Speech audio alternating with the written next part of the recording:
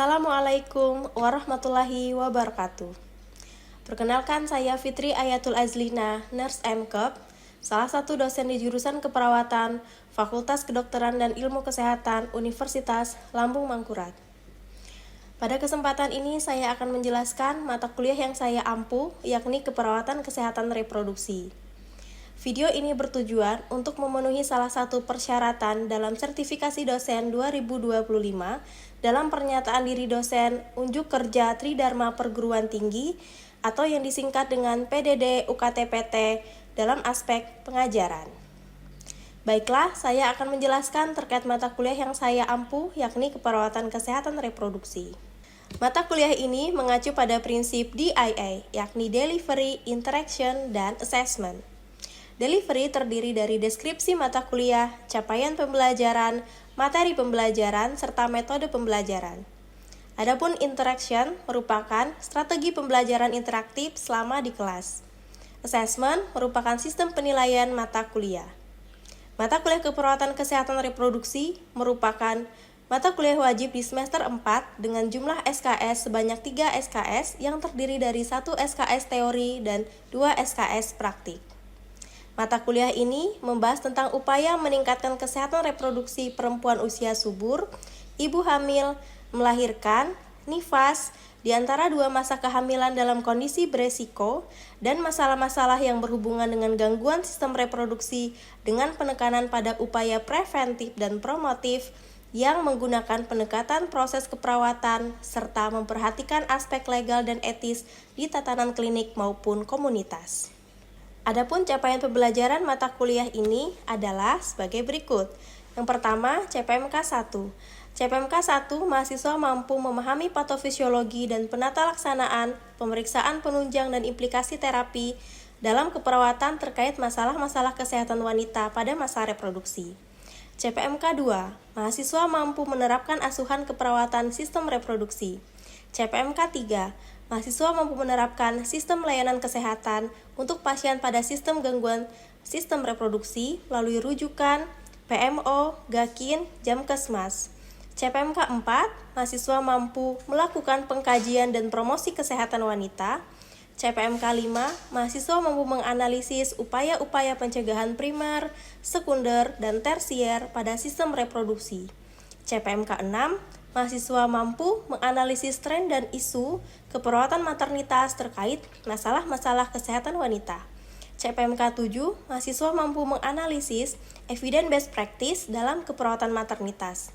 CPMK 8, mahasiswa mampu menganalisis manajemen kasus pada sistem reproduksi melalui klasifikasi kasus sistem reproduksi dan prioritas masalah sistem reproduksi.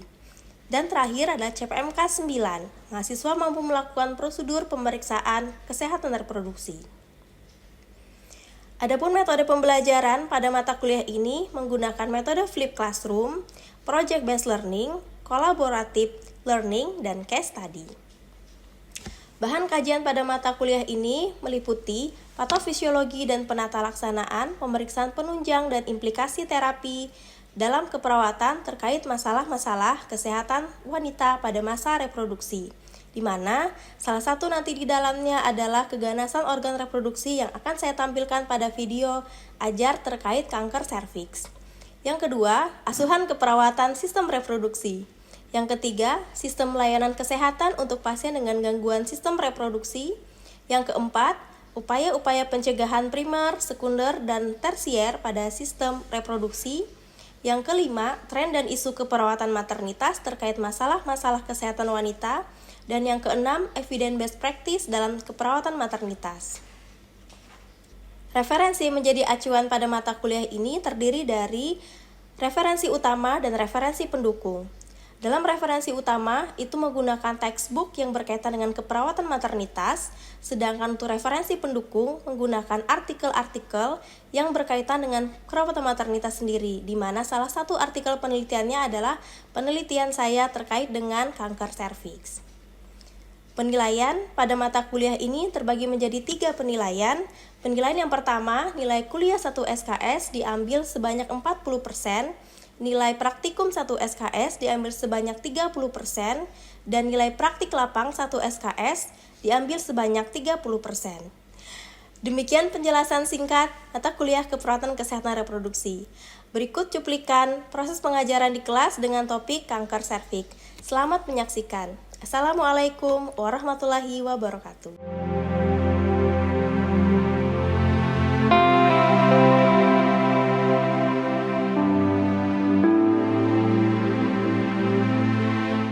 Baik, Assalamualaikum warahmatullahi wabarakatuh. Waalaikumsalam warahmatullahi wabarakatuh. Sudah sarapan?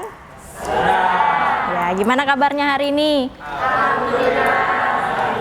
Iya, melanjutkan dari pertemuan sebelumnya, maka hari ini kita akan membahas tentang keganasan organ reproduksi yang ada pada perempuan. Khususnya pada topik ini kita akan membahas tentang kanker serviks. Mungkin pada penasaran ya, apa itu kanker serviks dan lain-lain, tapi sebelumnya kita berdoa terlebih dahulu agar apa yang kita sampaikan dan kita dapatkan hari ini menjadi berkah dan bermanfaat. Berdoa dimulai. Oke, berdoa selesai. Ya. Hari ini kita akan membahas tadi ya tentang keganasan organ reproduksi perempuan, khususnya kanker serviks, karena banyak sekali keganasan itu yang terjadi pada perempuan. Tapi tidak menutup kemungkinan keganasan juga bisa terjadi pada laki-laki. Namun pada topik kali ini akan dibahas tentang keganasan organ reproduksi perempuan. Nah, sebelumnya mahasiswa perlu mengetahui apa saja kemampuan akhir dari tahapan pembelajaran ini sehingga nanti tercapai tidaknya tahapan pembelajaran ini dapat kita ketahui.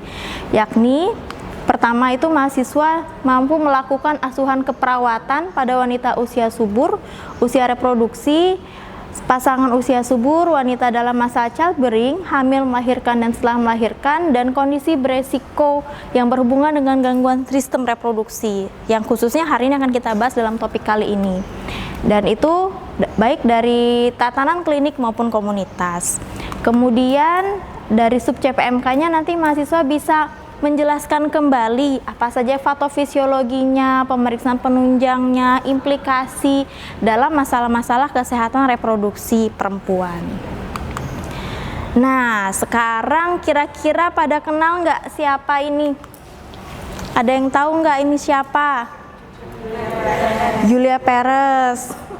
Masih kenal ya? Nah, beliau ini seorang public figure, seorang artis yang juga berkaitan dengan masalah kesehatan reproduksi kanker serviks, dan dengan adanya kanker serviks ini merenggut nyawa beliau ya, dan beliau sudah meninggal akibat terkena kanker serviks. Tentunya ini akan menjadi masalah dan akan kita bahas pada perkuliahan hari ini. Oke, sehingga apa yang bisa kita pelajari pada hari ini? Yang pertama, apa itu definisi pengertian kanker serviks, kemudian bagaimana prevalensinya di Indonesia, kemudian bagaimana tanda dan gejalanya, serta gimana sih cara mencegahnya. Dan itu akan kita pelajari pada pertemuan hari ini. Masih semangat ya? Oke, yang pertama definisi. Nah, kemarin udah belajar tuh tentang organ reproduksi perempuan nih. Dalam organ reproduksi perempuan itu ada tuba fallopi, ada ovarium, ada uterus, dan nih ada serviks, nih vagina. Nah, kalau kita ngomong tentang kanker serviks ya berarti kankernya ada di dalam serviks atau di bagian serviks. Nah, jadi kanker serviks itu atau biasa dikenal dengan kanker leher rahim itu merupakan keganasan yang terjadi pada serviks dan akibat pertumbuhan sel yang abnormal. Jadi, ini merupakan keganasan yang paling top, paling tinggi, nomor 2 di dunia setelah kanker payudara. Nah, ini menurut American Cancer Society tahun 2017. Penyebabnya apa? Penyebabnya karena virus. Virusnya namanya adalah human papillomavirus. Jadi ada tipe-tipe tertentu yang bisa menyebabkan terjadinya kanker serviks. Tipenya bisa HPV 6, HPV 11, HPV 18, dan HPV 16. Nah, itu untuk definisinya. Kemudian gimana nih prevalensinya di Indonesia? Kalau tadi sudah top di dunia, di Indonesia kayak apa? Nah, kalau di Indonesia ternyata setiap tahun sebanyak 36.000 633 perempuan didiagnosis kanker serviks. Bayangkan tuh, setiap tahun. Dan sekitar 21.003 kematian terjadi akibat penyakit ini. Tinggi ya, meskipun sebenarnya bisa dicegah. Nanti kita lihat gimana cara pencegahannya. Dan kalau dilihat dari penyebabnya, ternyata virusnya yang paling banyak menyebabkan terinfeksi kanker serviks itu pada tipe 16 dan 18. Itu yang paling sering terjadi. Oke, ini di Indonesia juga menjadi top paling tinggi setelah kanker payudara, menjalani urutan kedua, kanker dengan keganasan yang terjadi pada perempuan. Nah ini ya, kalau kita lihat sumber-sumbernya, ternyata kanker serviks di urutan kedua. Dia urutan kedua, jadi urutannya cukup tinggi dibandingkan kanker payudara, diikuti dengan kanker ovarium, kolorektal, tiroid, paru-paru, rahim, leukemia, non-Hodgkin lymphoma, dan hati. Nah ini adalah penyebab kanker-kanker yang tertinggi sesuai urutannya. Kemudian apa tanda gejalanya? Nah sekarang kita belajar tanda dan gejala kanker serviks. Tanda gejalanya yang pertama, ini ada keputihan yang terus menerus, itu tanda gejala kanker serviks. Kemudian ada perdarahan abnormal di vada vagina. Kalau laki-laki nggak ada vagina ya, nggak ada perdarahan ya. Ya, kemudian perdarahan setelah melakukan hubungan seksual. Kemudian tiba-tiba terjadi perdarahan di antara dua periode, maksudnya nggak menstruasi juga enggak, terjadi perdarahan. Nyeri pada bagian pelviksnya, dan kalau dia menopause maka juga terjadi pada perdarahan. Nah sekarang gimana cara mencegahnya? Cara mencegahnya adalah dengan makan makanan yang bergizi. Suka makan mie atau apa yang penting kenyang? Gacoan, oke. Jangan ya. Ya, itu pencegahannya nanti menggunakan dengan isi piringku. Ini lagi rame nih isi piringku. Jadi harus disesuaikan nih berapa nasinya, berapa sayurnya, ikannya, kemudian buah-buahannya. Ini bagus nih. Nanti gunanya sebagai antioksidan. Jadi kalau virus-virus itu karena ada antioksidannya dia bisa hilang seperti itu. Kemudian mengurangi polusi. Banjarbaru lumayan berpolusi ya sekarang ya. Ya, banyak kendaraan, asap rokok dan sebagainya. Jadi nanti ini dihindari supaya mencegah dari adanya virus-virus tadi, dan juga rutin untuk melakukan aktivitas fisik. Kalau misalkan mau ke gedung depan seberang, jalan kaki aja, nggak usah pakai motor. Ya jangan habis ini ke kantin juga pakai motor, misalnya gitu. Jadi aktivitas fisiknya ditingkatkan. Nah, kemudian ada vaksin HPV. Nah, vaksin ini akan lebih berguna, bermanfaat jika dilakukan sebelum menikah. Jadi kalau sudah menikah boleh vaksin, tapi efektivitasnya tidak terlalu sebaik yang belum menikah. Jadi ada vaksinnya. Vaksinnya sudah mulai digratiskan oleh pemerintah, namun untuk kelas 5 dan 6 SD. Jadi kalau yang sekarang sudah lewat dari SD itu udah nggak gratis lagi. Itu. Nah, pencegahannya bisa dengan deteksi dini atau screening. Nah, ini dilakukan untuk perempuan-perempuan yang sudah menikah atau sudah pernah melakukan hubungan seksual, untuk mendeteksi, tujuannya untuk mendeteksi secara dini risiko yang terjadi ketika tanda gejalanya belum muncul. Jadi diketahui dulu resikonya, baru di screening. Nah, kemudian gimana men-screeningnya, melalui apa? Melalui pemeriksaan IVA. Seringnya mendengar IVA tes, screening IVA di puskesmas, dan itu gratis. Jadi meskipun gratis, banyak yang nggak mau periksa dengan alasan macam-macam. Nah, ini penting kita sampaikan. Setelah IVA ada apa? Ada pap smear. Kalau mau yang berbayar pakai pap smear. Jadi tingkat efektivitasnya memang lebih tinggi dari IVA. Namun IVA aja sudah nggak apa-apa, udah boleh. Dan pemeriksaannya hanya 1 tahun sekali. Jadi nggak tiap bulan, nggak tiap minggu, hanya 1 tahun sekali kalau memang dideteksi tidak ada kanker. Oke, nah ini salah satu penelitian saya yang berkaitan dengan kanker serviks. Jadi untuk yang di tahun 2021 ini meneliti tentang bagaimana sih pengetahuan perempuan, bagaimana sikapnya, bagaimana efikasi dirinya untuk bisa melakukan screening kanker serviks dan sudah dipublish. Kemudian yang terakhir di tahun 2024 kemarin melanjutkan lagi dari penelitian yang ada, itu untuk melihat kembali gimana sih faktor-faktor ini bisa menghambat perempuan untuk melakukan screening. Ternyata perempuan itu masih banyak yang nggak tahu screening itu apa, kanker serviks itu apa. Nah kalau dia udah nggak tahu, gimana dia mau melakukan screening. Kemudian biarpun dia tahu, ya udah sampai situ aja, sikapnya masih lumayan rendah, sikapnya masih negatif. Kemudian dari sikap dukungan keluarganya ada nggak? Seperti itu, dukungan keluarganya bagus kan untuk screening, ternyata dia dimarahin sama suaminya, misalnya sama pasangan yang nggak boleh screening, karena kalau screening harus membuka tuh adegan kewanitaannya, dan beberapa budaya menganggap itu tabu untuk dibuka, padahal kan sudah lahiran ya, sudah pernah melahirkan, sudah pernah dibuka, tapi kalau screening malu katanya, takut sakit. Terus selain itu nggak setel sama petugas kesehatannya cuek, habis itu petugas kesehatannya misalnya judes, nggak mau screening. Nah itu menjadi salah satu faktor penyebabnya.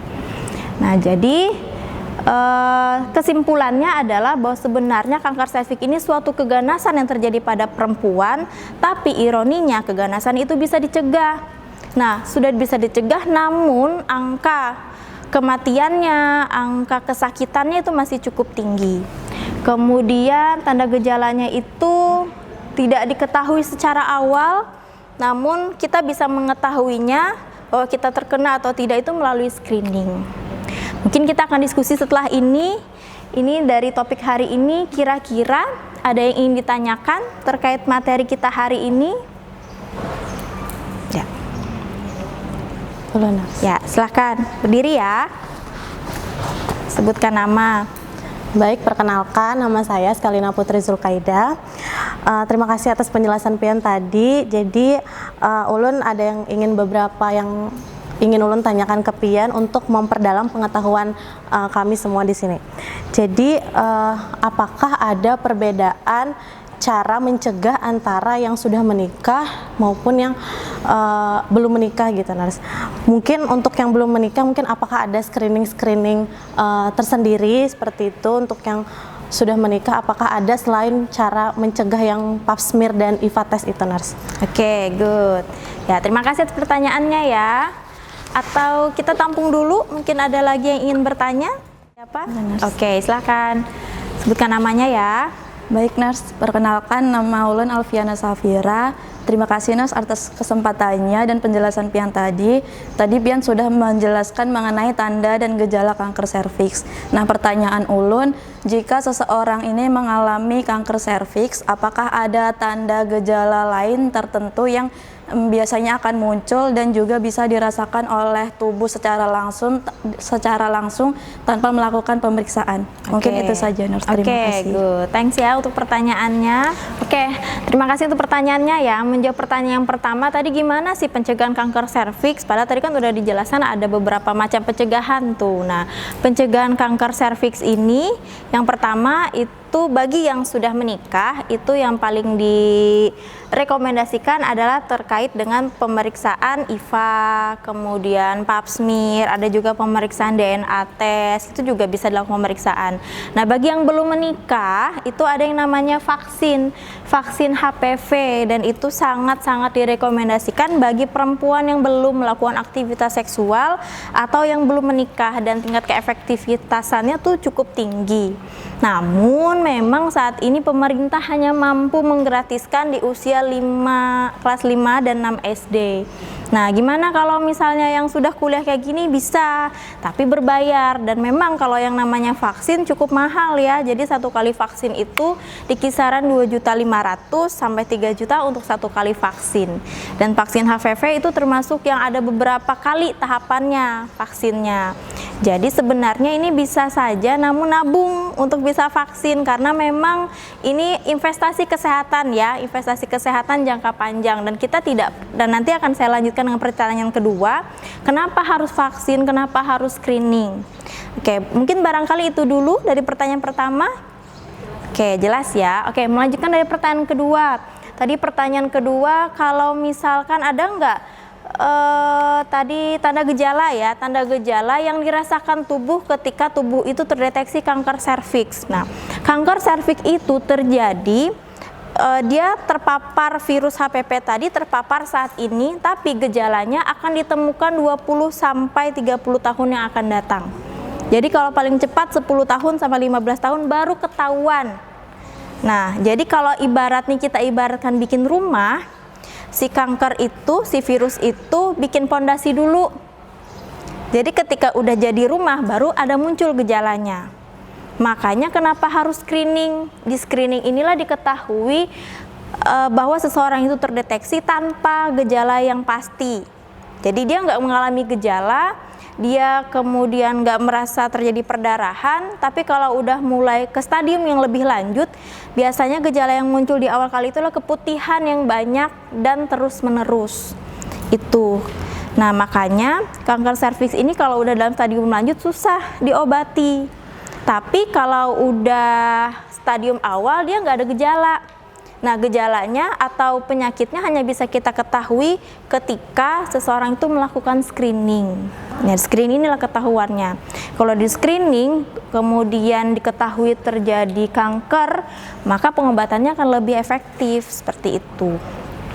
Itu barangkali ya pertanyaannya. Jadi kalau tadi udah perdarahan, kemudian bahkan sampai nyeri bagian pelvis, kemudian perdarahan yang terus berlanjut, nggak menstruasi pun perdarahan, tuh memang itu sudah dalam arah stadium lanjut dan memang untuk pengobatannya langsung saja ke arah kemo biasanya. Tapi kalau misalkan sudah masih stadium awal masih bisa diobati tanpa kemoterapi.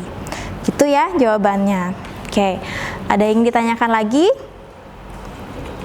Oke, baik. Tadi udah nanya nih, kita udah membahas, udah ada diskusi. Nah, sekarang saya mau nanya nih ke teman-teman mahasiswa untuk melihat bagaimana pengetahuannya, kemudian apakah sudah memahami terkait dengan topik kita hari ini. Pertanyaannya nih, kanker serviks itu disebabkan oleh human papillomavirus. Kemudian tanda gejalanya apa?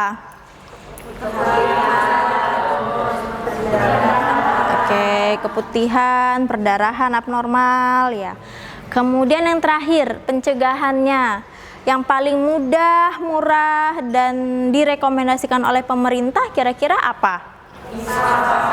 Pemeriksaan IVA-tes. Oke, udah bagus ya. Jadi saya menitipkan pesan kepada mahasiswa untuk bisa mempromosikan kanker serviks ini dan nanti bisa menjalankan perilaku hidup sehat sehingga nanti kita bisa sama-sama menjadi agen pembaharu yang jadi nanti keperawatan itu sebagai bagian dari promosi kesehatan dan menjalankan peran kita sebagai perawat yaitu sebagai nurse edukator. Barangkali ini bisa kita sampaikan. Nanti di pertemuan selanjutnya kita akan membahas terkait dengan keganasan pada organ reproduksi perempuan yang lain yakni kanker ovarium. Nah, di minggu depan kita akan membahas itu. Jadi pelajari dulu materinya. Oke. Baik.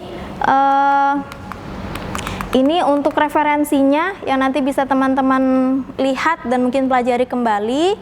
Untuk kegiatan perkuliahan hari ini sudah cukup sampai di sini. Nanti kita akan bertemu kembali di minggu depan dengan tadi topik yang disampaikan yakni kanker ovarium. Kemudian untuk segala sesuatu dipersiapkan. Saya akhiri untuk perkuliahan kita hari ini ya. Selamat melakukan dan melanjutkan aktivitasnya kembali. Saya tutup. Wassalamualaikum warahmatullahi wabarakatuh. Waalaikumsalam warahmatullahi wabarakatuh. Sama-sama. Demikian video dari saya. Semoga dapat menggambarkan pernyataan diri dosen dalam unjuk kerja Tridharma Perguruan Tinggi dalam aspek pengajaran. Terima kasih.